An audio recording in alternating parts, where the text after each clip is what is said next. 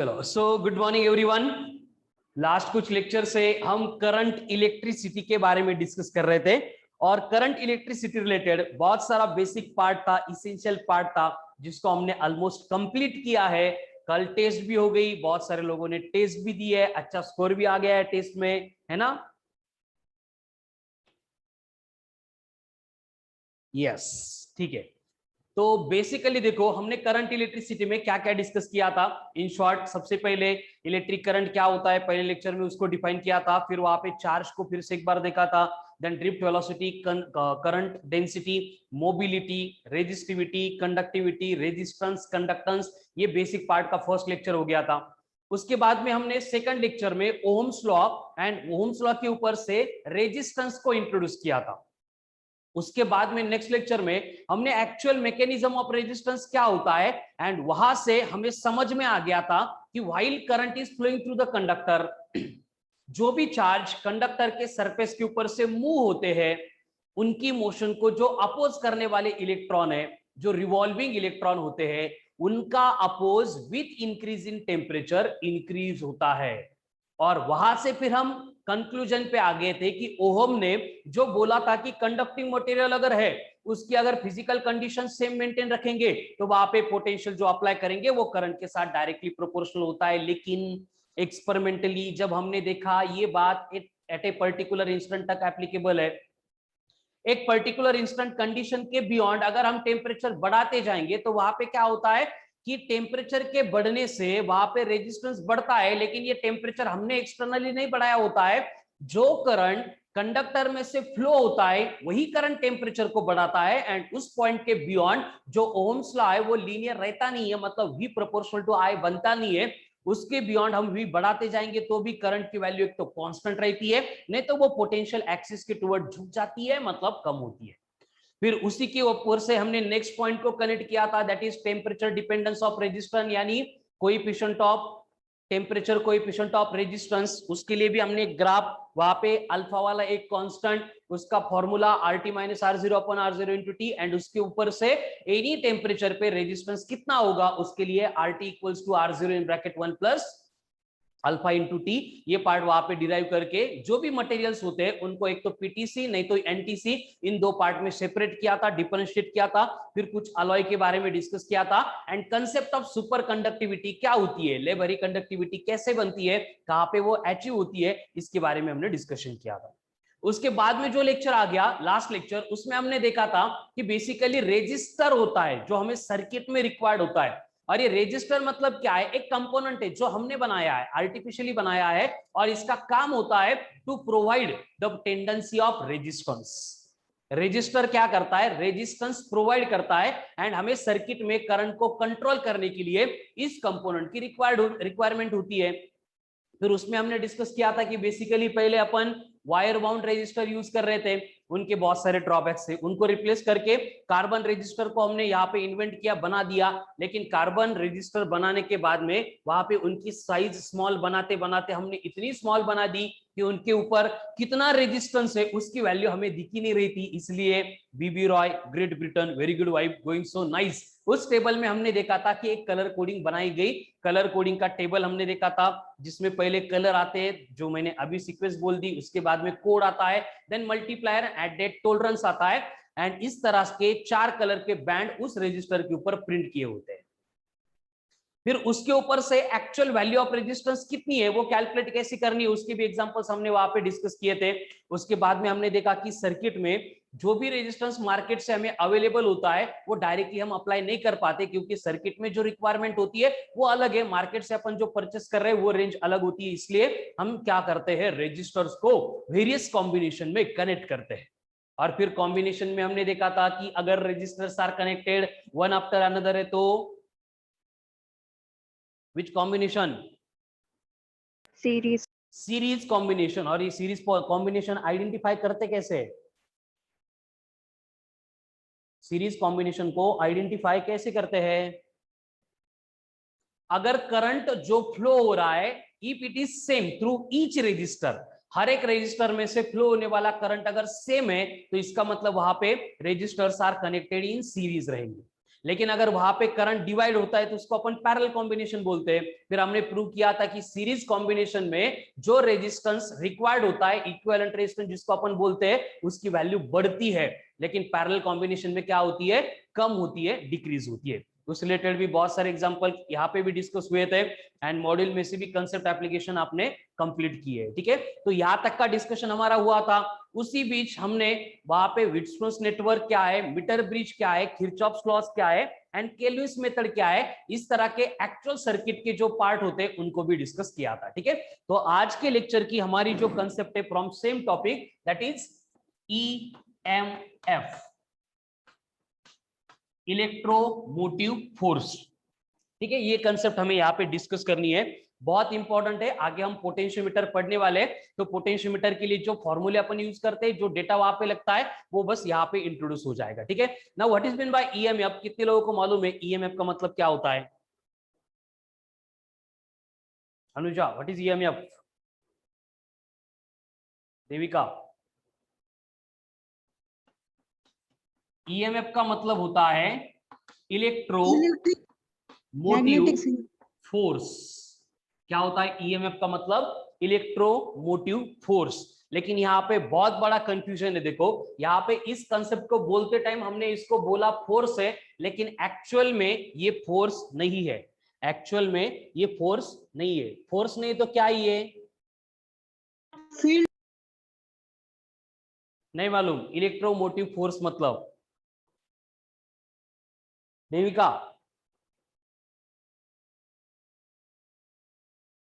Akanksha,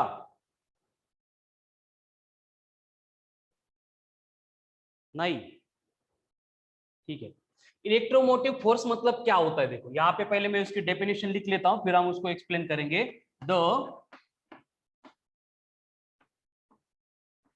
amount of energy spent by the cell to a charge, and specifically ये charge यहाँ पे electron से रहने वाला है। ठीक है, amount of energy spent by the cell to a charge to circulate once around the complete circuit, once around the complete circuit। ठीक है, देखो अब इसको पढ़ो, क्या समझ में आता है? देखो कि बोलने के लिए वहां पे अपन फोर्स बोल रहे हैं, लेकिन ये फोर्स है नहीं। क्या ये? एनर्जी। इलेक्ट्रोमोटिव फोर्स मतलब क्या है? एनर्जी है। क्या इलेक्ट्रोमोटिव फोर्स मतलब? एनर्जी है। अब ये कौन सी वाली एनर्जी है? इन पर्टिकुलर ये एनर्जी है जो हम स्पेंड करते हैं। हम स्पेंड करते हैं मतलब क्या होता है? जो भी इलेक्ट्रिक करंट सर्किट में फ्लो कराने के लिए रिस्पॉन्सिबल सोर्स है, उसकी अपन बात कर रहे हैं। लेकिन जब भी अपन प्रैक्टिकली कोई सर्किट स्टडी करते हैं तो हम एज्यूम करते हैं कि वहां पे एक केमिकल सेल होगा, एक बैटरी होगी, जिसकी वजह से करंट फ्लो हो रहा है। तो यहाँ पे हमें ईएमएफ को डिफाइन करते टाइम सेल कंसीडर किया है मैंने, कि amount of energy spent by the cell to a charge, इसका मतलब कौन होगा? इलेक्ट्रॉन होगा, to circulate once round the complete circuit. यानी कि सर्किट में से जो भी चार्जेस फ्लो होंगे, अब चार्जेस फ्लो होंगे मतलब क्या होगा?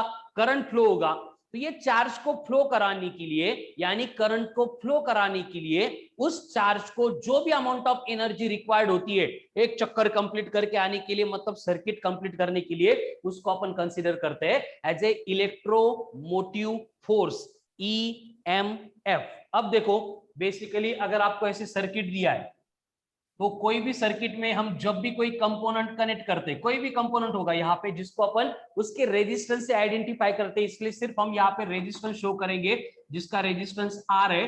अब अगर हमने यहाँ पे बैटरी को कनेक्ट कर दिया और यहाँ पे प्लग की अगर हमने ऑन कर दी, क्लोज कर दी, तो इसका मतलब क्या होगा? फ्रॉम द गिवन सर्किट, जैसे कि फॉर एग्जांपल एक की है यहाँ पे, ये की अगर ओपन है तो इस केस में यहाँ पे रेजिस्टेंस से मतलब मैंने एक बल्ब लगा दिया है, तो ये बल्ब ब्लो होगा क्या? चलेगा क्या? इट विल वर्क और नॉट?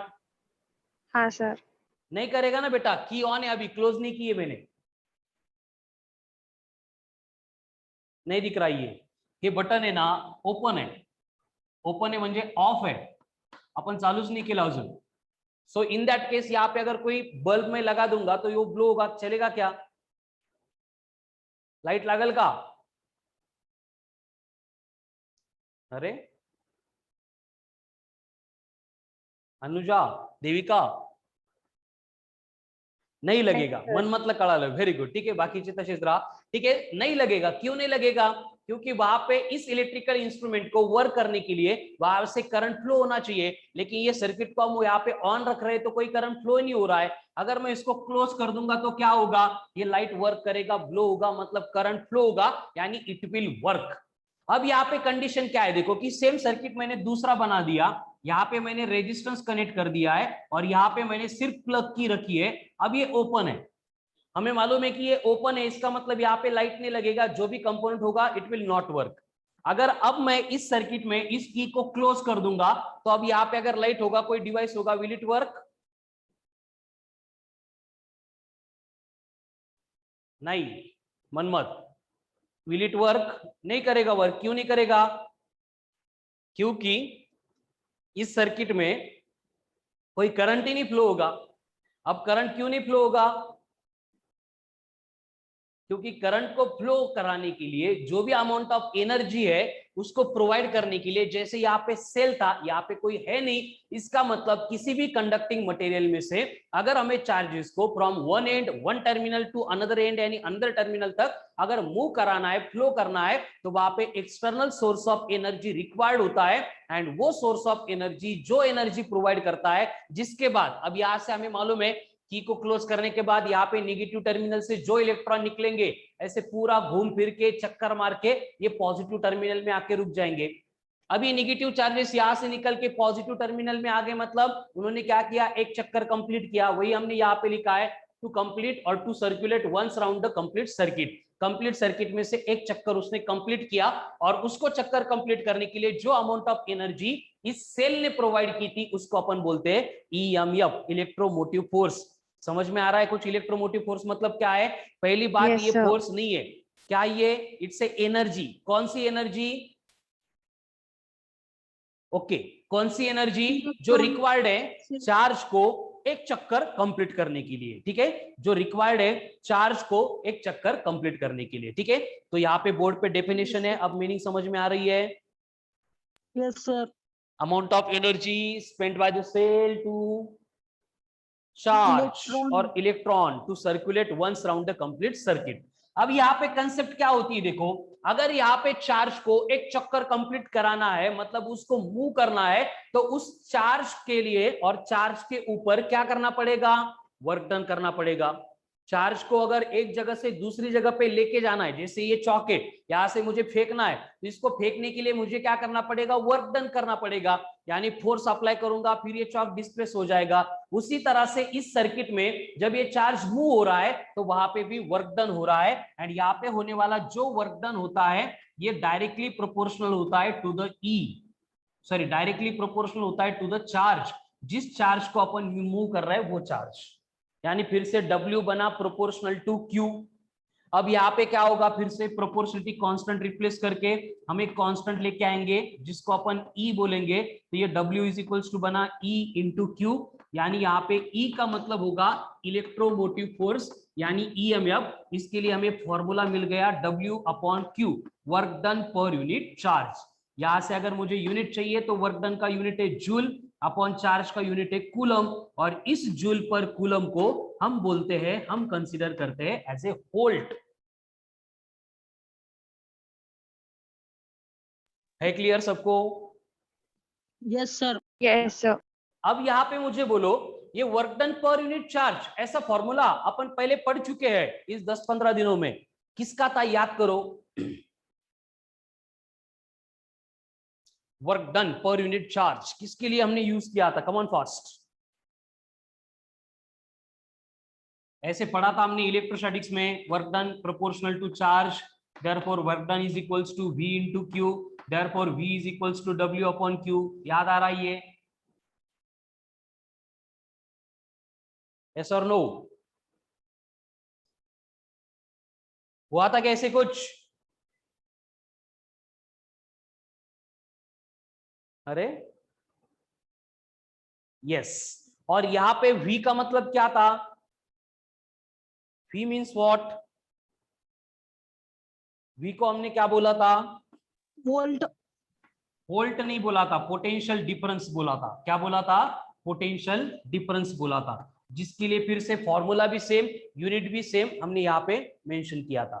इसका मतलब क्या है देखो, कि potential difference and electromotive force both are, electromotive force and potential difference both are, क्या है दोनों? बोलो, सेम और डिफरेंट?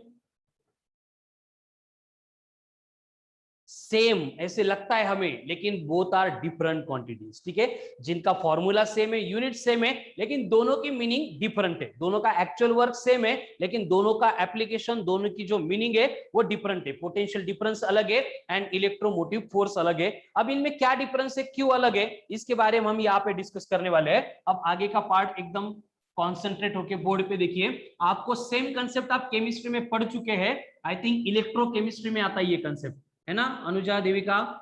इलेक्ट्रोकेमिस्ट्री में आता है कि ये केमिकल सेल, इलेक्ट्रोड्स, हाँ सर। इलेक्ट्रोलाइट्स, कैथोड, एनोड, है ना? तो कोई भी अगर एक केमिकल सेल है, तो वो केमिकल सेल हम ऐसे एज्यूम करते हैं कि एक बीकर है, एक कंटेनर है। अब इस कंटेनर में हमें क्या डालना पड़ता है? क्या ये? बोलो, इलेक्ट्रोलिटिक सॉल्यूशन या फिर सिंपली इलेक्ट्रोलाइट। अब ये इलेक्ट्रोलिटिक सॉल्यूशन या इलेक्ट्रोलाइट मतलब क्या होता है? ऐसा सॉल्यूशन जहां पे चार्जेस फ्री स्टेट में एग्जिस्ट करते हैं, जैसे फॉर एग्जांपल NaOH। सुना है क्या NaOH? ये इतना डिटेल हमें फिजिक्स में रिक्वायर्ड नहीं है, बस वो केमिस्ट्री में है, इसके लिए मैं लिंक करने के लिए वर्ड्स बोल रहा हूं।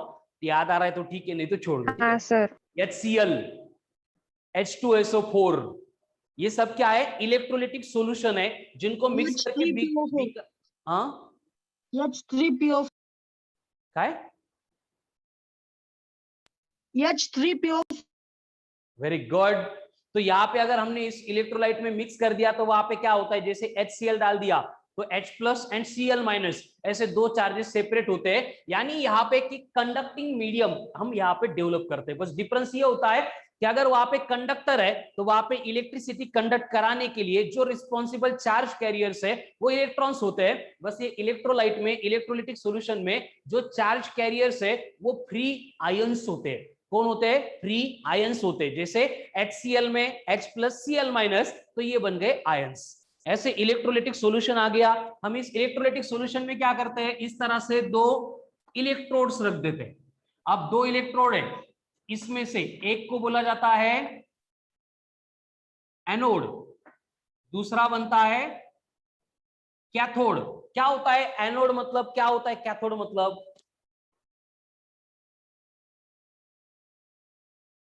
एनोड के ऊपर कौन सा चार्ज होता है देविका?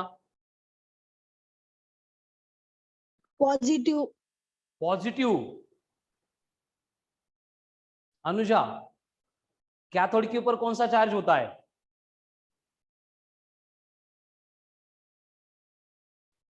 चलो गौरंगी, एनोड के ऊपर भी पॉजिटिव, कैथोड के ऊपर भी पॉजिटिव। किसको मालूम है ये? देविका? सर कैथोड के ऊपर पॉजिटिव, एनोड के ऊपर नेगेटिव। हाँ सर। कैथोड के ऊपर पॉजिटिव, एनोड के ऊपर नेगेटिव। ऐसे क्या होते हैं, यहाँ पे चार्जेस डेवलप होते हैं। अब ये चार्जेस क्यों डेवलप होते हैं उसके ऊपर आते हैं अपन। कैथोड पॉजिटिव, एनोड नेगेटिव, ऐसा क्यों डेवलप होता है, क्या लगता है आपको? क्या होता है यहाँ पे? इलेक्ट्रिक। ये जो एनोड हमने बोला है, इस एनोड के सरफेस के ऊपर होता क्या है, कौन सी रिएक्शन होती है? नहीं मालूम? ऑक्सीडेशन, रिडक्शन, क्या होता है? ऑक्सीडेशन। कहां पे? एनोड के ऊपर। ऑक्सीडेशन का मतलब क्या होता है? ऑक्सीडेशन मीन्स व्हाट, क्या होता है ऑक्सीडेशन में? इस एनोड के ऊपर ऑक्सीडेशन होता है, मतलब इसके ऊपर जो इलेक्ट्रॉन्स है ये केमिकल रिएक्शन से एनर्जी गेन करके फ्री होते हैं एंड एनोड के सरफेस के ऊपर से जंप करते हैं, बराबर? हाँ अब ये जंप करने के बाद होगा क्या, ये जो इलेक्ट्रॉन है केमिकल रिएक्शन में से एनर्जी गेन कर ली, एनर्जी गेन करने के बाद हमें मालूम है इलेक्ट्रॉन को किसी में भी कुछ इंटरेस्ट नहीं, उसको एनर्जी गेन करनी है एंड खुद के मतलब जो मन में आए वो करना है, इसलिए एनोड के ऊपर ऑक्सीडेशन होने के बाद ये सारे इलेक्ट्रॉन ट्रेवल करके कहां पे आते हैं? कैथोड। कैथोड के ऊपर। अब कैथोड के ऊपर इलेक्ट्रॉन आ गए, मतलब इलेक्ट्रॉन गेन करने की प्रोसेस हो गई, जिसको बोला जाता है रिडक्शन। Very good, reduction. तो यहाँ पे एनोड पे ऑक्सीडेशन से इलेक्ट्रॉन फ्री हो गए, जो सारे इलेक्ट्रॉन देखो इस इलेक्ट्रोलिटिक सॉल्यूशन से ट्रैवल करके कहां पे जा रहे हैं? कैथोड के ऊपर। कहां पे जा रहे हैं? कैथोड के ऊपर। वहां पे रिडक्शन होने से वो सारे इलेक्ट्रॉन कैथोड गेन कर रहा है क्लियर? Yes sir. अब इसका मतलब क्या हुआ, ये जो एनोड वाला था इसने इलेक्ट्रॉन को लॉस कर दिया। मतलब ये बनेगा positive charge. Positive charge. And at the same time ये कैथोड पे इलेक्ट्रॉन के नंबर बढ़ गए, मतलब ये बनेगा निगेटिवली चार्ज। इथून पुढे लक्षात ठेवायचं, हमें हर एक सर्किट में जैसे अभी भी ड्रॉ किया था, हम बस यहाँ पे प्लस माइनस ऐसे शो करते हैं, तो ये प्लस माइनस के अंदर ये मैकेनिज्म होता है, ये केमिकल सेल होता है। यानी यहाँ पे एक्चुअल में जो ईएमएफ यहाँ पे प्रोड्यूस हो रहा है वो ईएमएफ आया कहां से, अब लिंक लगाते हैं, ये आपके केमिस्ट्री का पार्ट था, अब यहाँ से हम फिजिक्स को उसको कनेक्ट कर रहे हैं, ठीक है? यहाँ पे हुआ क्या कि एनोड के ऊपर जो केमिकल रिएक्शन हुई थी उसमें से इलेक्ट्रॉन को जो एनर्जी मिल गई थी वही एनर्जी रिस्पॉन्सिबल है इलेक्ट्रॉन को एनोड से लेके कैथोड तक मूव कराने के लिए। लेकिन कैथोड के ऊपर जाने के बाद सारे इलेक्ट्रॉन जो है उनको क्या करना है, वहां पे नेगेटिव टर्मिनल बन गया, मतलब सारे इलेक्ट्रॉन आ गए, मतलब वहां पे निगेटिवली चार्ज की पॉपुलेशन बढ़ गई, मतलब वहां पे उनका रिपल्शन बढ़ेगा, इसलिए सारे इलेक्ट्रॉन को क्या करना है, घूमने फिरने के बाद अपने घर वापस आना है। समझ में आ रहा है? अपने घर वापस आना है मतलब कहां पे आना है? एनोड। एनोड के ऊपर आना है, ठीक है? अब ये एनोड के ऊपर आने के लिए इलेक्ट्रॉन जो है जिस पाथ से गए थे उस पाथ से नहीं आते, तो उनको वापस आना है, लेकिन हम ये दो कनेक्शन एक दूसरे से कनेक्ट नहीं कर पाते, तब तक सारे इलेक्ट्रॉन इस निगेटिव टर्मिनल पर पे बैठे हुए होते हैं। जब हम उसको इस तरह से सर्किट में कनेक्ट कर देंगे और यहाँ पे जो की मैंने पहले ओपन रखी थी, इस की को अगर अपन क्लोज करेंगे तो उस केस में इलेक्ट्रॉन को वे मिलेगा, रास्ता मिलेगा घर पे जाने के लिए, एंड ये इलेक्ट्रॉन यहाँ से ट्रैवल होते हुए अपने पॉजिटिव टर्मिनल पे चले जाएंगे। समझ में आ रहा है मैकेनिज्म आपको? Yes sir. इतने सारे इलेक्ट्रॉन कैथोड पे आ गए थे, वो पूरे के पूरे अगर अपने घर पे चले गए, इसका मतलब अब यहां से कोई चार्ज फ्लो ही नहीं होगा, मतलब करंट फ्लो ही नहीं होगा, मतलब चार्ज की, सेल की चार्जिंग क्या हो गई, खत्म हो गई।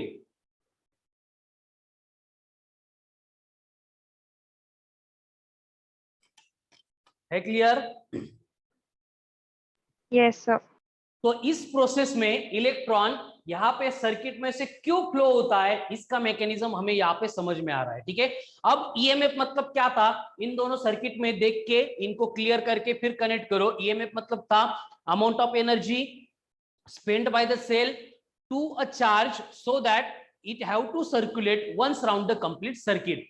मतलब इस चार्ज को यहां से निकल के सर्किट में एक चक्कर कंप्लीट करके आने के लिए जो अमाउंट ऑफ एनर्जी रिक्वायर्ड होती है उसको बोला जाता है इलेक्ट्रोमोटिव फोर्स, उसको बोला जाता है ईएमएफ ऑफ ए सेल। इसका मतलब यहाँ पे जो केमिकल रिएक्शन होती है वो केमिकल रिएक्शन में जो भी एनर्जी लिबरेट हो रही है वो सारी एनर्जी इलेक्ट्रॉन गेन करता है, एंड वही एनर्जी नथिंग बट क्या होती है, इलेक्ट्रोमोटिव फोर्स होती है क्लियर? Yes sir. अब यहाँ पे होता क्या है, देखो ये जो चार्ज था यहाँ पे कैथोड के एनोड के ऊपर जो चार्जेस डिपॉजिट हो रहे थे हम देख रहे थे, जब फर्स्ट टाइम इसका ऑक्सीडेशन हुआ था और उसने जो एनर्जी गेन की थी, तो ये इलेक्ट्रॉन को क्या करना पड़ता है, ऐसा ठरलंच आहे ते चेंज करू शकत नाही, इनको खुद की एनर्जी दो पार्ट में यूटिलाइज करनी पड़ती है। ये नेगेटिव टर्मिनल से निकल के पॉजिटिव टर्मिनल आने तक उसकी जो भी टोटल अमाउंट ऑफ एनर्जी होती है वो दो पार्ट में यूटिलाइज करता है। सबसे पहले क्या हुआ देखो, एनोड से लेके कैथोड आते टाइम यहाँ पे कोई कंडक्टर हमने नहीं रखा है, यहाँ पे इलेक्ट्रोलाइटिक सॉल्यूशन है, मतलब उसमें चार्जेस है, कुछ लाइक चार्जेस है कुछ अनलाइक चार्जेस है। इसका मतलब जब भी ये इलेक्ट्रॉन्स एनोड से लेके कैथोड तक ट्रैवल करने वाले हैं, उनकी ट्रैवलिंग होते टाइम इलेक्ट्रोलाइटिक सॉल्यूशन में से उनको अपोज किया जाने वाला है। और सबसे पहले इलेक्ट्रॉन को क्या करना पड़ेगा, उनके पास जो टोटल अमाउंट ऑफ एनर्जी थी इस इलेक्ट्रोलाइटिक सॉल्यूशन में जो अपोज हो रहा है उसको ओवरकम करने के लिए यूटिलाइज करनी पड़ेगी। और यहाँ पे इलेक्ट्रोलाइटिक सॉल्यूशन जो भी अपोज प्रोवाइड करते हैं to the flow of charges यानी इलेक्ट्रिक करंट, उसको बोला जाता है internal resistance of the cell. Internal resistance of the cell बहुत इंपॉर्टेंट कंसेप्ट है ये, internal resistance of the cell. ये हर एक सेल को होता है और ये एक सेल की खुद की प्रॉपर्टी है, इसको ऑप्शन नहीं है। इलेक्ट्रॉन निकला, उसको अपनी पहली पार्ट ऑफ एनर्जी जो है इस अपोज को ओवरकम करने के लिए ही यूटिलाइज करनी पड़ेगी।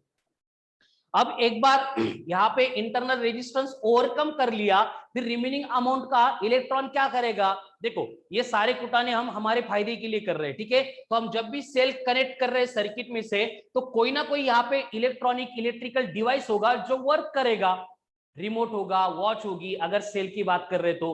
यानी कि यहाँ से जब भी करंट फ्लो होने वाला है, यहाँ पे जो डिवाइस है वो भी इलेक्ट्रिक करंट की जो एनर्जी है उसको कंज्यूम करेगा, यानी इलेक्ट्रिक करंट को अपोज करेगा। तो इसको हम कंसीडर करते हैं एज ए सर्किट का एक्सटर्नल रेजिस्टेंस। यानी ये जो total amount of energy cell की थी पहले पार्ट में यूटिलाइज हो गई to overcome internal resistance of a cell, and बाद में यूटिलाइज हो गई टू ओवरकम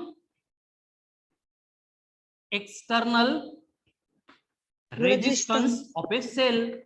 यानी हर बार जब भी बात ईएमएफ की चलेगी, इलेक्ट्रोमोटिव फोर्स की चलेगी, तो ये जो इलेक्ट्रोमोटिव फोर्स की टोटल अमाउंट ऑफ एनर्जी होगी ये दो स्टेप में यूटिलाइज होगी। यानी कि देखो अगर सेल ने टोटल एनर्जी स्पेंड की थी वो है E, तो वहां पे ये इंटरनल रेजिस्टेंस ओवरकम करने के लिए जो अमाउंट ऑफ एनर्जी लगेगी अकॉर्डिंग टू ओम्स लॉ वो बनेगा V equals to IR। Current तो सेम रहेगा, बस जो रेजिस्टेंस था वो बनेगा स्मॉल r यानी इंटरनल रेजिस्टेंस, प्लस यहाँ पे जो एनर्जी एक्सटर्नल सर्किट में हमने जो कंपोनेंट कनेक्ट किया है उसको ओवरकम करने के लिए रिक्वायर्ड है वो बनेगा I इंटू कैपिटल R। यानी कि करंट अगेन सेम रहेगा, बस रेजिस्टेंस दूसरा होगा, ठीक है। तो ये I into small r plus I into capital R कैसे आ गया, क्लियर है सबको? Yes, sir. अब यहाँ पे देखो ये जो capital I into capital R होता है, इस I इंटू R को हम बोलते हैं एज ए पोटेंशियल डिफरेंस। हम बोलते हैं इसको एज ए पोटेंशियल डिफरेंस। तो यहाँ पे इलेक्ट्रोस्टैटिक्स में हमने जो पोटेंशियल डिफरेंस देखा था वही है, लेकिन with respect to electromotive force अगर अपन इसको डिस्कस कर रहे हैं तो आपको यहाँ पे याद रखना पड़ेगा कि यहाँ पे पोटेंशियल डिफरेंस का मतलब होगा amount of energy, amount of energy available across amount of energy available across external resistance, external resistance।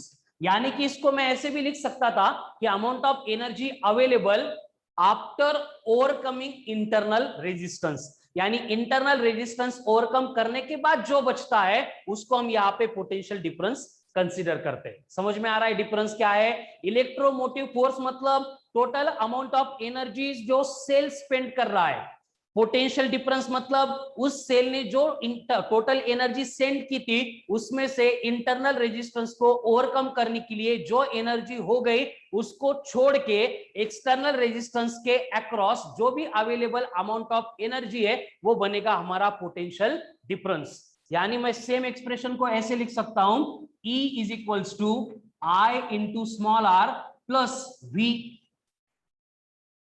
इसको अगर रीअरेंज करूंगा तो मुझे V इक्वल्स टू मिलेगा E minus I into small r।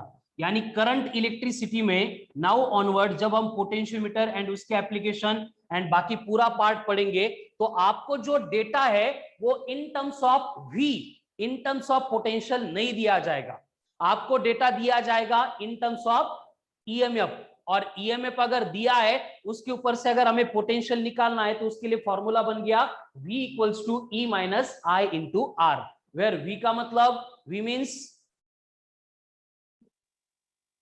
What is V? Potential. Potential difference. What is E? Electromotive Force. Force. EMF of a cell. Then I and R. I का मतलब current, small r का मतलब Internal resistance. Internal resistance of a cell. ठीक है, तो अब यहाँ पे देखो हमें बहुत सारी बातें क्लियर हो गई कि एक केमिकल सेल होता है जिसमें क्या होगा, ऑक्सीडेशन रिडक्शन जैसी रिएक्शन होगी, उसमें जो अमाउंट ऑफ एनर्जी जनरेट होती है उसी एनर्जी को इलेक्ट्रॉन गेन करके सर्किट में से ट्रैवल करते हैं, लेकिन ट्रैवल करते टाइम उस इलेक्ट्रॉन की जो एनर्जी है उनको दो स्टेप में, दो पार्ट में यूटिलाइज करनी पड़ती है।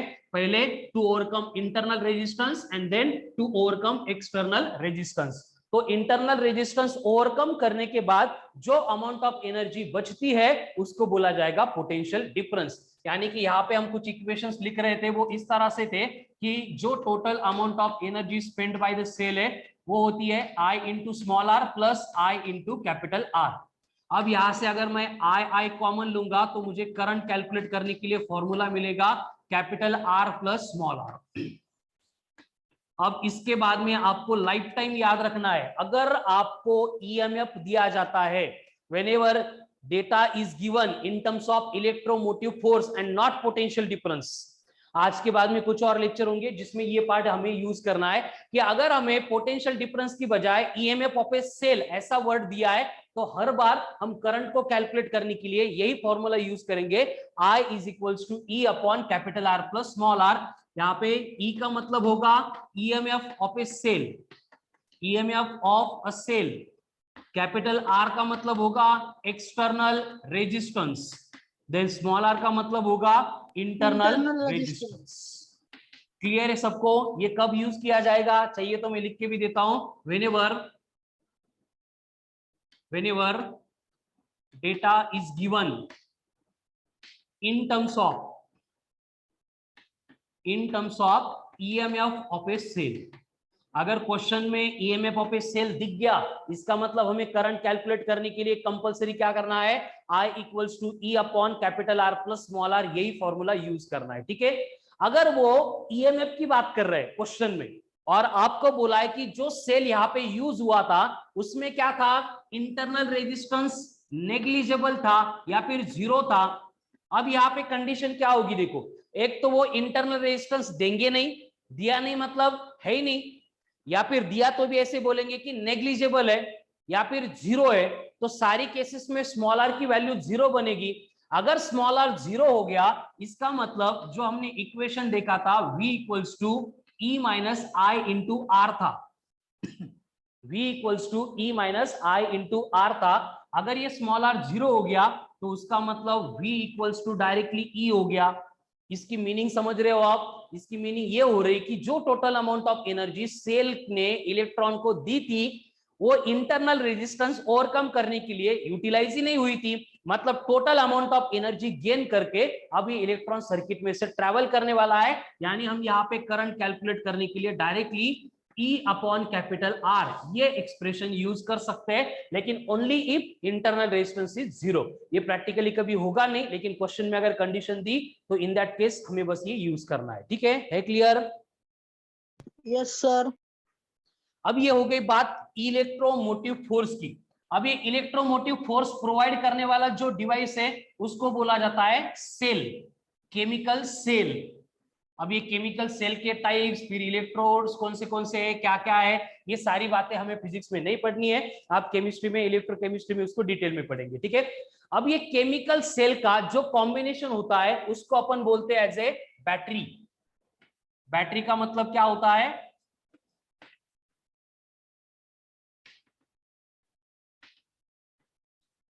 Combination of cell is called as battery. मतलब number of cells are connect किए गए हैं तो वहां पे उनके कॉम्बिनेशन को हम कंसीडर करते हैं एज ए बैटरी। तो बैटरी एंड सेल डिफरेंट है। क्या डिफरेंस है दोनों में, समझ में आ रहा है? अगर सिंगल है, एक ही है, तो वो केमिकल सेल बनेगा, अगर नंबर ऑफ है तो उनके कॉम्बिनेशन को हम कंसीडर करते हैं as a battery. Clear? Yes. अब ये बैटरी बनाते टाइम भी हम क्या करते हैं, सेल को कनेक्ट करते हैं। सेल को कनेक्ट करते टाइम हम उनको सीरीज में भी कनेक्ट कर सकते हैं या फिर हम उनको पैरेलल में भी कनेक्ट कर सकते हैं। अब ये कैसे डिपेंड करेगा कि मेरे पास 4-5 सेल पड़े हैं, तो मैं उनको सीरीज में कनेक्ट करूं या पैरेलल में कनेक्ट करूं बैटरी बनाने के लिए, ये किसके ऊपर हम मतलब किससे डिसाइड करेंगे?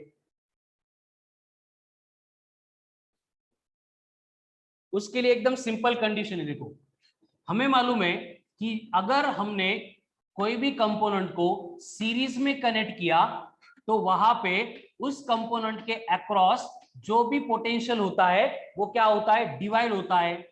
यानी अगर मैं सेल को इस तरह से सीरीज में कनेक्ट करूंगा तो यहां से फ्लो होने वाला current will it be same और different? Same. Current will be same, लेकिन जो बैटरी का ईएमएफ होगा तो अगर सीरीज में कनेक्ट किया है तो ये क्या होगा, ऐड होगा।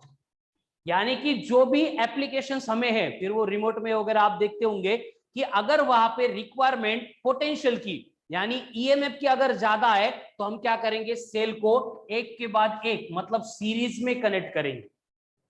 लेकिन अगर वहां पे सिचुएशन ऐसी है कि हमें करंट की रिक्वायरमेंट ज्यादा है, तो करंट की रिक्वायरमेंट फुलफिल करने के लिए हम सारे सेल को क्या करेंगे, इस तरह से पैरेलल में कनेक्ट करेंगे। अब इनको अगर पैरेलल में कनेक्ट कर दिया तो यहां से फ्लो होने वाला करंट, यहां से फ्लो होने वाला करंट एंड यहां से फ्लो होने वाला करंट, ये तीनों करंट क्या होने वाले हैं, ऐड होने वाले हैं। मतलब यहाँ पे 3 टाइम्स ऑफ आई ये बनेगा। अगर रिक्वायरमेंट करंट की ज्यादा है सर्किट में तो हम सेल को कैसे कनेक्ट करेंगे एक दूसरे के साथ, पैरेलल। ठीक है, इस तरह से हम ये कनेक्शन करते हैं, रिक्वायरमेंट किसकी ज्यादा है। ठीक है, तो सीरीज एंड पैरेलल में कनेक्ट करने के बाद क्या होगा, देखो जैसे कि हमें बोला गया है कि if n number of cells are connected in series है, और उस केस में हमें मालूम है कि करंट अगर कैलकुलेट करना है तो करंट कैलकुलेट करने के लिए फॉर्मूला होता है I is equals to E upon capital R plus small r। Plus small. ये करंट हम कैलकुलेट करते हैं व्हेनेवर ईएमएफ इज गिवन। अगर आपको बोला गया है कि n cells are connected in series with each other, तो उसका मतलब क्या होगा, जो भी ईएमएफ होगा वो बनेगा n इंटू ई, क्योंकि अभी अभी हमने देखा था कि सीरीज कॉम्बिनेशन में ईएमएफ ऐड होता है। ये समझ में आ गया सबको, n इंटू ई, ये क्या बनेगा, नेट ईएमएफ बनेगा। अब यहाँ पे कैपिटल आर तो सेम रहेगा, लेकिन ऐसे अगर सेल सीरीज में कनेक्ट कर रहे हैं तो उनके इंटरनल रेजिस्टेंस भी सीरीज में कनेक्ट हो गए, यानी जो इंटरनल रेजिस्टेंस रहेगा वो बनेगा n इंटू आर, एंड वहां पे करंट के लिए एक्सप्रेशन बनेगा I equals to n into E divided by R plus n into small r। मतलब कि if n number of cells are connected in series with each other है, in that case flow होने वाला current will be यानी upon R plus एनी रहेगा। कैसे आ गया एक्सप्रेशन, क्लियर है? यस और नो? अब अगर उसी तरह से हम सेल्स को सीरीज में नहीं कनेक्ट करेंगे, पैरेलल में कनेक्ट करेंगे, if number of cells are connected in parallel with each other, ऐसे बोला है, तो अगर उनको पैरेलल में कनेक्ट किया तो ईएमएफ कितना बनेगा, ये तो चेंज नहीं होगा, इट विल रिमेन सेम। और यहां पे जो इंटरनल रेजिस्टेंस रहेगा वो कितना बनेगा, R बाई एम। कब ये, अगर m number of cells are connected in parallel with each other है तो। करतेगा, देखो ये बात हम पहले लेक्चर में देख चुके हैं, if number of resistance are connected in series then equivalent resistance होता है n into R. If number of resistors are connected in parallel then equivalent resistance होता है R बाई n। वही कंसेप्ट हमने बस यहाँ पे अप्लाई किया कि अगर m number of cells are connected in parallel है तो उनका इक्विवेलेंट रेजिस्टेंस बनेगा R बाई m, क्योंकि ये इंटरनल रेजिस्टेंस सेल के साथ पैरेलल में कनेक्ट हो जाएंगे। फिर यहां से फ्लो होने वाला करंट अगर हमें कैलकुलेट करना है तो ये करंट कितना बनेगा, E upon capital R plus small r by m, पढ़ते गए। हो सर। अब यहाँ पे क्या होगा, दोनों का डिनोमिनेटर सेम करने के लिए मैं यहाँ पे m बाई एम से मल्टीप्लाई कर दूंगा, क्योंकि तब तक ये ऐड नहीं हो सकते। यानी करंट बनेगा I equals to E upon m into R plus small r divided by m। ये ऊपर नीचे का m ऊपर जाके मल्टीप्लाई होगा, तो मुझे करंट कैलकुलेट करने के लिए यहाँ पे फॉर्मूला मिल गया m into E upon m into r plus small r. By using this expression we can calculate the net current flowing through the given circuit if m number of cells are connected in parallel with each other. Clear? Yes sir. तो आज के lecture में हमने बहुत ज्यादा extremely important concept यहाँ पे discuss किए। EMF, cell, internal resistance and combination of cell. जो आगे पोटेंशियोमीटर जैसा एक्सट्रीमली इंपॉर्टेंट पॉइंट है उसको स्टडी करने के लिए हमें हेल्प करने वाली है। ठीक है, तो आज के लिए जो पार्ट था ईएमएफ का यहाँ